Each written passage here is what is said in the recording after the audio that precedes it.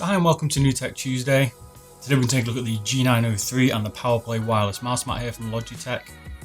Let me know in the comments if you like this style of format that I've done. I've changed around how I'm going to do these Tech Tuesdays, taking on support from the comments you guys have given, girls. So let me know what you like. So we're going to unbox these, then I'm going to do a quick review on what I think about them, as well as showing how they play in FPS games and give you my overall pros and cons like I normally do. So let's start with the Powerplay today.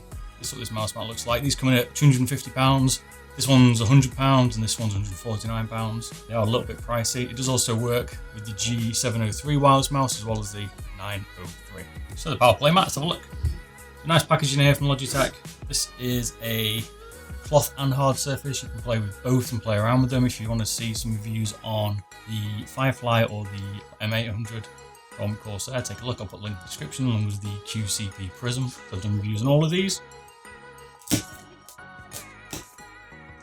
Playing here. Well, this is like an insert, maybe. Doesn't come out. Packaging here from Logitech is very nice. You get these two different surfaces. This one's the hard surface.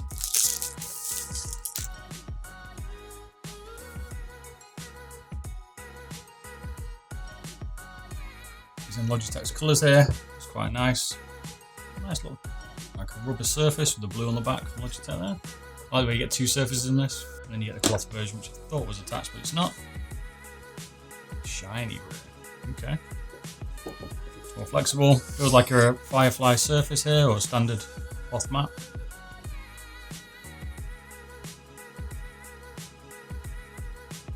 And then we have the chargeable surface. So it's a shame here that Logitech have put this at the top, in the corner here, and unlike the Prism QCP, which comes down the side, this is a bit more like the Razer style. Or the Corsair style, where this is probably going to get in the way. We'll see.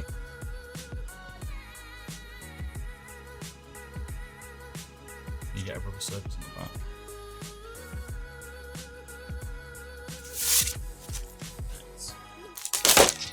Oops. Stickier than I expected.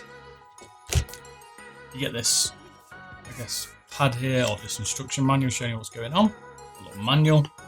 I like the way they packaged this from Logitech. They spent some time thinking about it. Usual manuals. Got a Razer Mamba at the minute, and I've also got a Razer Lance head, both wireless. And you have to put these on a dock. So I thought I'd try out this one here, which is based on the Powerplay, so it charges on the mat itself. The USB cable here, slightly different custom one here. This mini USB from Logitech, which is bespoke to that actual mat itself. And then you get the Powerplay button here, goes into the base of the mouse. So now onto the gaming mouse here, 903 wireless. I'm not really a wireless gaming mouse fan, for wired. Check out some other reviews on some of them, like the Lance Head Tournament Edition. So this is a 2.4 GHz wireless mouse. It comes in at 1200 DPI as well. It's got 400 IPS, so it's quite quick. It's got good acceleration. So let's look inside. So you get a nice sleeve here. Again, the packaging on these from Logitech, even on the mouse, is good. Some of the best packaging I've seen from Logitech, which is nice to see. They put a bit of effort into it. Nicely presented. Got the mouse itself. First impressions. Feels a little bit plasticky. Feels a bit shiny. No rubber grips. Even these sides are plastic. So I don't know how it's going to play. Weight-wise, without the battery, is that the battery in it? I'll have to check. But straight out of the box, it's feeling about 110 grams, something like that.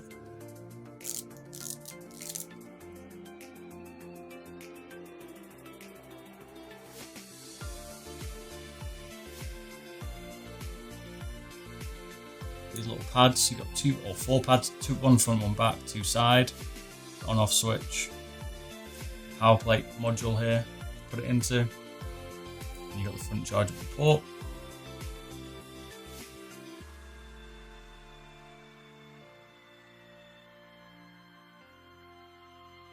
You've got the roll wheel, a bit like on the G503, where you can be freewheeling, or you can make it click.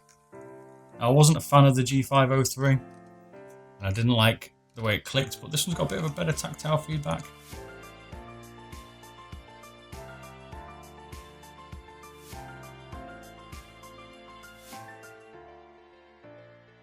You got a thumb and forefinger button.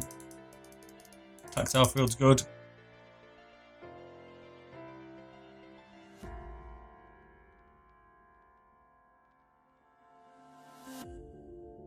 left and right. They feel quite nice as well. Nice little response. Quite a light actuation. 2 buttons here for DPI by the looks of it. Again, decent response. So overall the mouse, although I'm not a fan of the quality build of it straight off the bat here, the buttons do feel nice. Some more manuals. Thank you very much. This doesn't necessarily also need the power plate to play, you can play it without it. So I'm just using this because this is kind of how I want to try out this chargeable pad. So you don't actually need this mouse pad to use this. Ooh, nice little carry case here, a bit like the G903 again. You get this 10-gram weight. By the way, in these Logitech mice you can change the weight of them. Looks like here you get some additional side plates. So you get these little pieces in here that allow you to change the side plate, so you can blank off. I like it. Okay, that's pretty cool. So you can change it to a left-handed mouse if you like, or you can make it. Can you make it 4 buttons? Okay, so it's ambidextrous. I do like the way Logitech have made that possibility, so you can change it. And also in here, you also get your wireless dongle. A little wireless key piece here, like the wireless dongle, and then you get the base charging. You've got a small USB port under here, and then a standard USB port on top.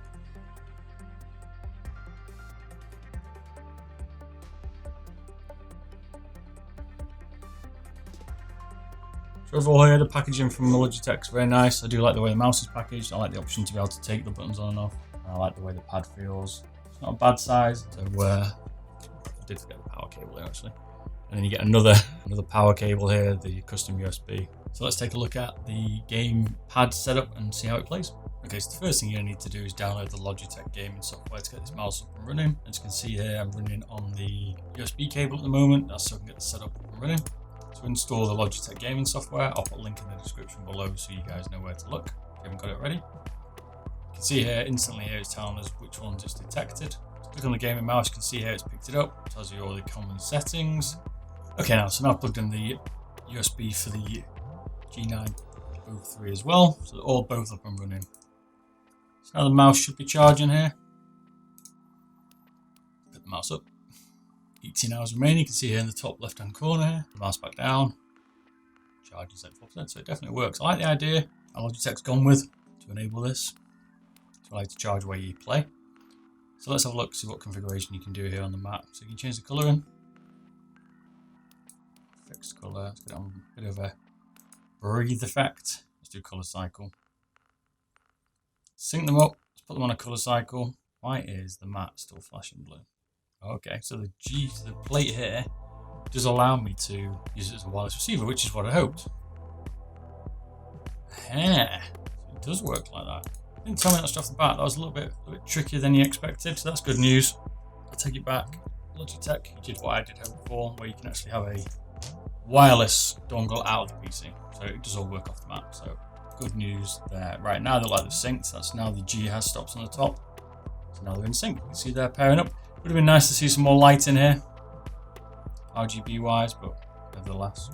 Setup wise looks pretty normal here. You can change the colorization here on the mat, and you can change the sync or not sync, a bit like Razer's Synapses sync or SteelSeries is, where you can sync the devices up.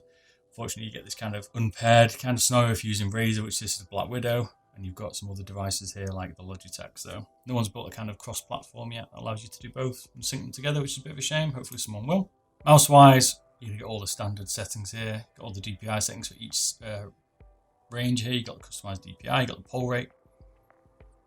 You've also got the RGB lighting here for the zones. Got your power presets, tells you what you're taking here. Some heat mat software, and you can pick which mat you want. So we're using a hard surface here because I prefer that at the moment. So I'm going to apply that one onto the mat. I should configure it for us. One of the things I've noticed here is the mouse feels a bit lighter now it's on the mat. Originally I said when I was unboxing it did feel heavy. So let's set my DPI up. It's about 600 DPI. And let's give it a quick whirl, see what it plays like. So starting with some of the cons here from the mouse itself. If you hold the mouse, the bottom of it doesn't quite sit flush. It's a bit weird. And it causes it to feel a little bit like a gap under the mouse, and when I hold my mouse down, I hold my fingers quite low to the ground. may not annoy everybody, but I can feel my little finger sitting inside the gap at the bottom.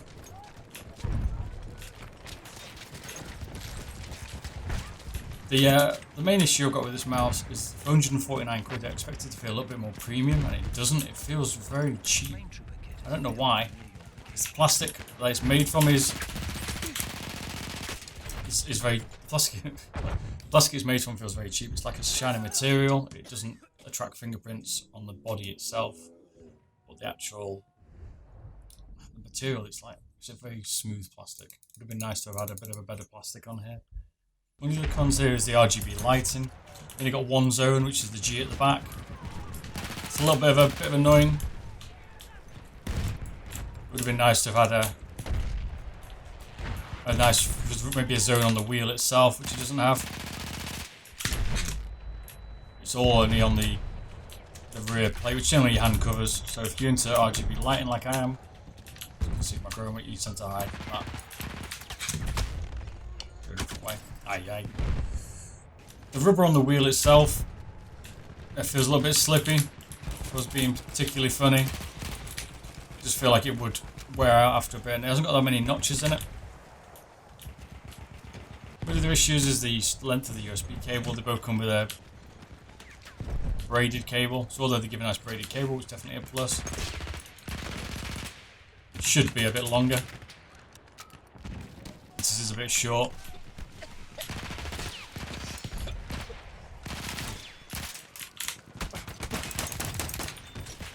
And that makes it a little bit annoying. It should be a lot longer. I guess the final con here is that the side buttons for your thumbs and your fingers, depending on which configuration you run in, this is ambidextrous, is a little bit slippy. So you could tend to just slightly slide off. They are quite large, so it might not cause too much of a problem, but it would be nice to have a bit of a textured feel on these, because you can't really tell between that and the body. Often they slightly stick out whether you've got your finger on them or not.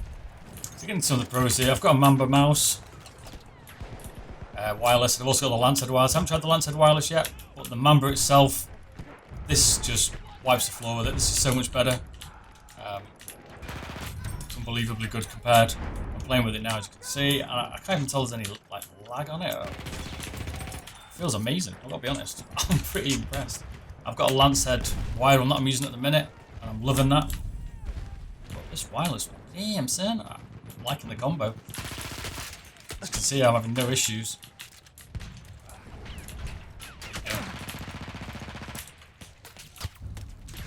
No issues whatsoever, so I'm really impressed with that. The ambidextrousness of this is really good, not really useful for me, I'm right-handed anyway. For some people this might be useful.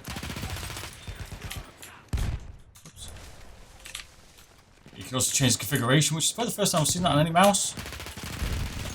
You can't normally change the configuration. You can normally only have it either on or off, like you can take them off here on this mouse here from Logitech, and that's a really good idea. It'd be nice to see some other ones be able to do that. Another great pro here is obviously you've got the ability to play wirelessly or wired. A lot of people are skeptical about wired ones, as I've said. They're not too used to them being a bit laggy. I can't tell what I've said. The pull rate on this is really good, and it's not freaking out like the other mice do, like Razer's Mamba can do. The wireless is a pro. You can have it wired if you like. I like the way it charges off the mat with the Powerplay. Another con probably is the price, 149 quid, but that seems to be quite level with the other players, like the Lancehead from Razer again, and the Mamba, they're about the same, 140. So, you know, can't really follow if that is expensive compared to other mice there. Yay. The other benefits here is it's got a braided cable. I know SteelSeries haven't made this a priority in their mice. Don't know why. They always seem to leave them. Would have been nice to have that. Get a nice accessory pack with this mouse. It can be used without the mat itself. It doesn't have to be just with the mat.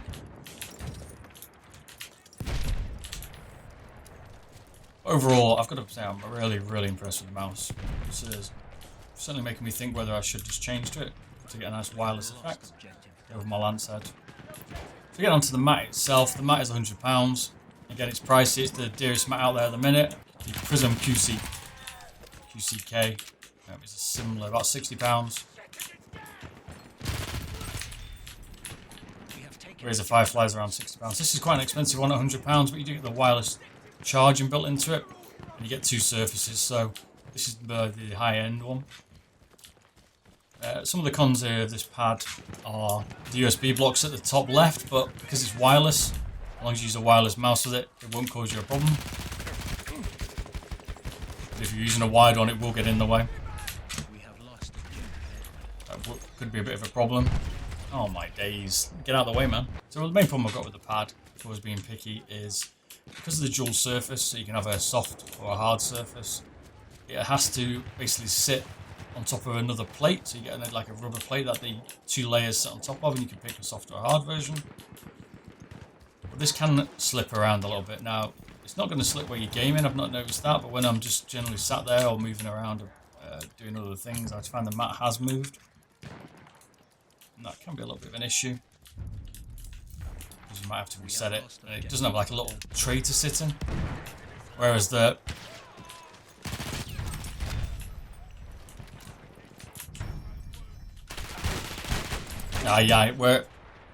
whereas the QCK one from SteelSeries has like a little tray it sits in, it makes it more secure, but that's a lot thicker. This is quite a nice height. It's probably about the same height as a Razer Firefly. I like the way you can change the interchangeable surfaces. I've gone for the hard one here because I prefer that myself. Go for some of the pros here. I mean, this is the first from Logitech. No one's had a wireless charging mouse that sits on the pad and charges. Yeah. Oh my days, you're gonna laugh at that shotgun. You're gonna laugh. That gives you the ability to charge the mouse while it's on the pad without cable. I mean, I've got a Mambo, I've got a docking station for it. It's a pain in the ass. I have to charge it when I'm not using it. I put it back on the stand. If I don't put it on the stand, then, you know, it's flat when I come to use it, and that's really a problem. Halfway there, we have the upper hand. I love the way you get two surfaces with this pad, so you can pick a cloth or a hard. You're not specifically stuck just to a cloth. Or not particularly stuck to a hard surface. You have to buy two mouse pads, which you do with the Razer series and Corsair. I was saying I wasn't sure about the mat size, but the mat itself is perfectly fine here. I've got 600 DPI, I've got no issue running off the edges. I could even get it a lot higher, a lot lower, sorry. And so the mat itself is a nice size. No issues with it digging in my wrist or anything like that.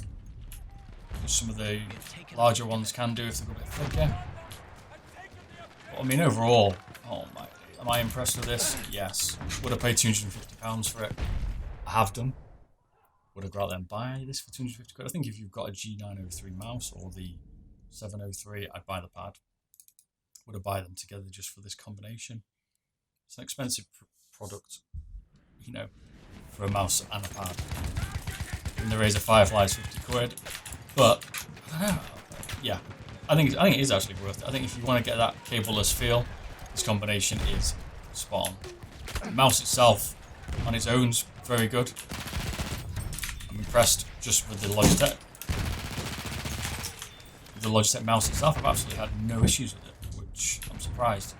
I'm seriously considering swapping out mine. I haven't tried the lance head yet from Razer, and I will be doing that very shortly. Keep your eyes out on the channel for that. The shape itself of the mouse, probably do a little bit smaller. I have a palm grip really. Would have been nice to be a little bit shorter on the back for me. The weight 110. Weight of 110 is perfect for me. Probably could do it a little bit lighter if I was being picky. That itself, you know, playing wise, I'm having no issues with it whatsoever. So now I've given my impressions on what I think of the mouse, pros and cons, including the mat here as well, the Powerplay mat. I hope you've enjoyed this video. Let me know in the comments if you'd like me to show anything else here on Tech Tuesdays, or any advice on how you would like me to maybe change these videos a little bit more. But I hope you like this format. Thanks for watching. Don't forget to like and subscribe, and I'll catch you all again later.